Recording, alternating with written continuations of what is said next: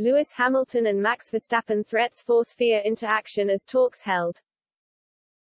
Lewis Hamilton and Max Verstappen's threats to step away from social media may have forced the fear into action after President Mohammed bin Sulayem revealed discussions have been held with tech bosses to tackle abuse on platforms. The F1 stars have both spoken out publicly about the torrent of abuse sent their way on a daily basis, which could force them to remove their accounts from websites if they fail to tackle the abuse.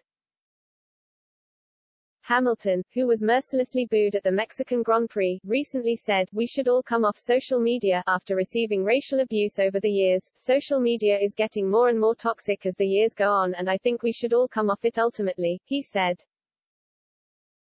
Mental health is such a prominent thing right now. So many people are reading the comments and the stuff people say, and it is hurtful. Fortunately, I don't read the stuff, but the media platforms need to do more to protect people, particularly young kids and women, but at the moment they are not doing that, so I think this will just continue. His 2021 championship rival Verstappen agreed that websites like Twitter and Instagram are very toxic, adding, "Social media is a very toxic place, and if you are constantly being like that live on TV, then you are making it worse instead of trying to make it better," he said.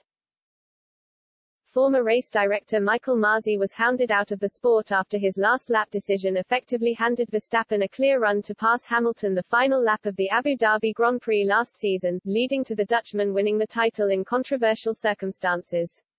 The Australian said he had received death threats to himself and his family, in addition to abuse on social media.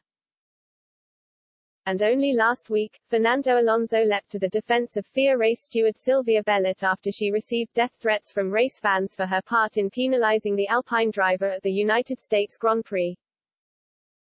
Bin Sulayem, who said the FIA are in discussions with social media bosses to find a solution to the growing issue, hit out at the treatment they received and fears that people will be put off working in such roles if the abuse continues.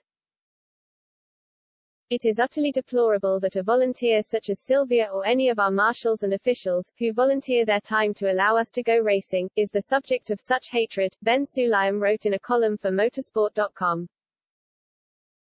Indeed, a number of FIA staff have also been targeted with harassment and hate posts over the past few years.